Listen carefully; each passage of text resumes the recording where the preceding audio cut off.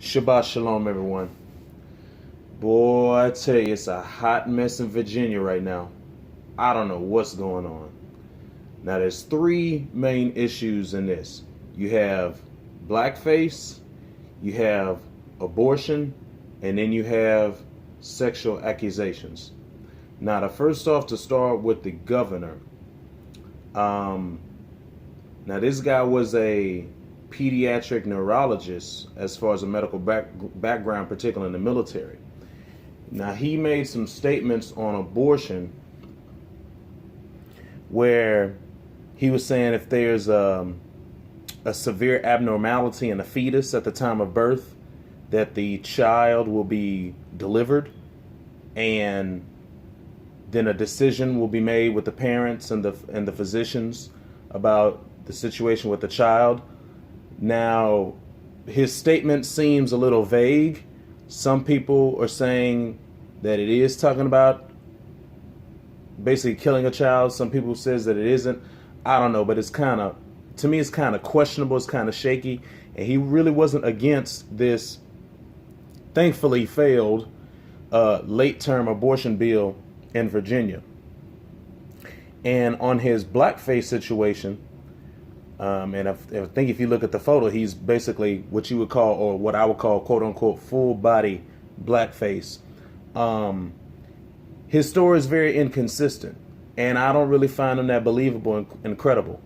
And to be a young man and to do these things and say, well, it was a long time ago, I just don't know if I could really trust it. You know, these Dixiecrats, this new Democrat Party, the quote unquote so-called New South, ushered in by the Clintons, and a lot of these Clinton type acolytes that you have in the Democrat Party, I don't think I could really trust these people. I mean, if you look at the background of Al Gore and his father, if you look at how Hillary Clinton praised Robert Byrd at his funeral when she eulogized him, I mean, these Democrats are very questionable. I'm not saying the Republicans can be trusted, but at least Republicans, sometimes with them it's more obvious. With Democrats, they're a lot more slick with how they operate. So I don't trust neither one of them, but especially the history of these Democrats, we should really be questionable.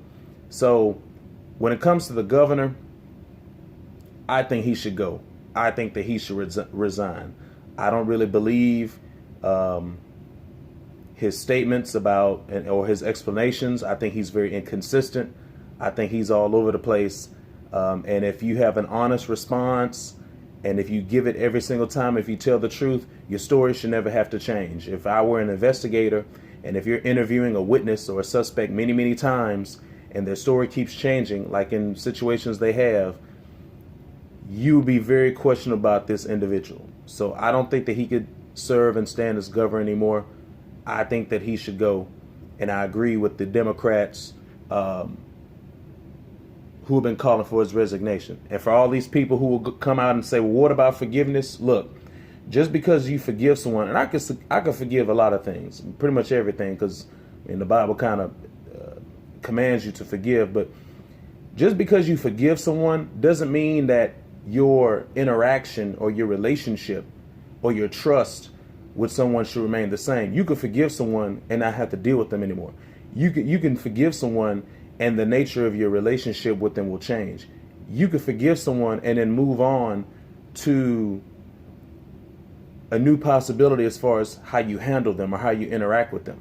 You know, just because you forgive someone doesn't mean that you put yourself in the same position to where they could do the same thing to you again and then would have to turn around to ask for forgiveness again for the same thing. That's stupidity. That's not intelligence. That doesn't make any sense. So you can still forgive him and still call for his resignation. Just because you forgive him doesn't mean that, oh, I support him and I would vote for him again, or I think that he's just allowed to be governor. The two things are not the same, okay? They're separate. Now on the lieutenant governor, Fairfax, the brother, he's now had two accusers come forward. He's denied them both. He maybe did it, he maybe didn't. I don't know. I think that both of these women are sisters, not Creole women or quote unquote white women as it would be called. Um, but when it comes to brothers, we know that the sex accusation has been a big weapon that has been used of us or used against us, and particularly by people who would most sort of identify as Democrats. So I don't know if he's innocent. I don't know if he's guilty, but we know that this Me Too Time's Up stuff has gone too far. It's turned into a witch hunt. Even prior to this, the left has sought to change the definition of what rape is and sexual assault. They're setting a very new and high bar for rape and sexual assault. Now, let this be a call to all brothers that you need to control your urges and your sexual behavior.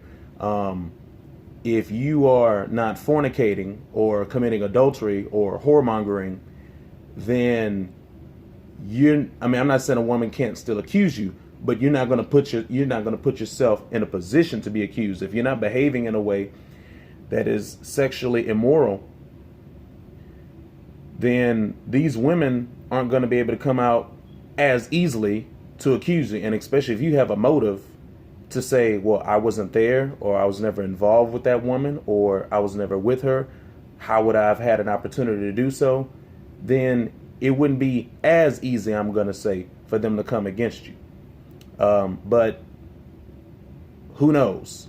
Now, on abortion, this Lieutenant Governor Fairfax, his responsibility when it comes to this abortion bill is really no better than the governor, okay, and the rest of the Democrats who are supporting this bill. So, he's got these accusations, but then when it comes to abortion, he has a very bad record. And to me, as a politician, a public figure, and supposed to be someone who's supposed to represent the community, if you have a very bad record on abortion, that doesn't sit very well with me. So I don't know if I could really support him right now, mainly on the basis of his stance on abortion. And we'll see what comes of these so-called accusations. And then last, you have this attorney general. Now, he came out and admitted with the whole blackface situation, not an accusation. He admitted it on his own. With the governor, he was exposed. Now, I don't know if this was maybe some kind of a poetic justice or divine revealing. What's done in dark shall come into light, no pun intended. But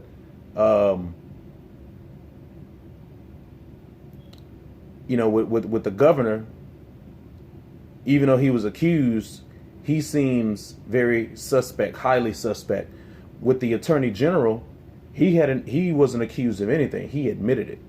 So we know he's guilty on this. Now, can you trust him moving forward with him revealing this information and being honest? Same thing with the governor. I don't know if he can. Now, his record on abortion, he was defending when certain people were trying to put in place restrictions on abortion. He was defending it. So I can agree with that. I can congratulate that. But at the same time, I don't think I can overlook this admission of blackface, because if you came out and you admitted it after everything else has happened, and you've had these situations going on with the governor and lieutenant governor, and you look like you're the next man up, it kind of looks like a little bit of a political expediency of, well, let me go ahead and get this out of here so that I could clear the air, and that way they hear it from me and they don't have to hear it from someone else. That way it's not an accusation. It's a confession, and maybe I'll get a little credit, for revealing these things.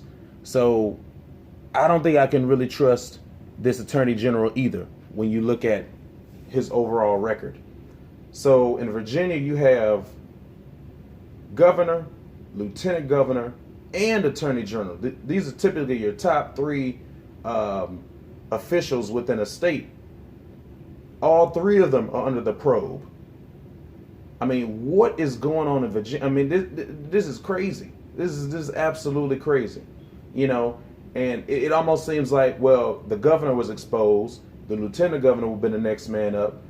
Certain powers in place didn't want to see a brother get that spot, even if he is one of these traditional, I'm going to say, Negro Democrats.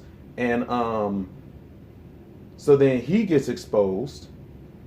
Then now it moves to the Attorney General, and then he comes forward with some revelations. It is absolutely crazy. So what I'm calling for in the Commonwealth is for the community, the brothers and sisters, especially the brethren. You need to stand up. You need to hold these officials accountable, okay? You need to demand that you have public servants who represent sound, righteous, biblical principles and stand up for the community, okay? There needs to be a new day in this, across the world, in this country, for however much time we're going to be here, and particularly right now what's going on in the Commonwealth.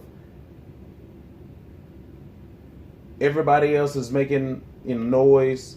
These different parties are calling for resignations and pointing the finger, but the community needs to stand up, and as a political arm, we need to put pressure on the system to get officials that we feel are going to represent us. You know, I know we have significant numbers in that state. Come out, show up, make your presence felt. You know, personally, if it were me, I would call for investigations on all three of these individuals. And if the report comes back as no good, then you need a clean house. There needs to be a purge, drain the swamp, and get them all out of there, okay? And put in place officials that are righteous, that will uphold the laws, statutes, and the commandments of the Most High, not these laws of men, common law,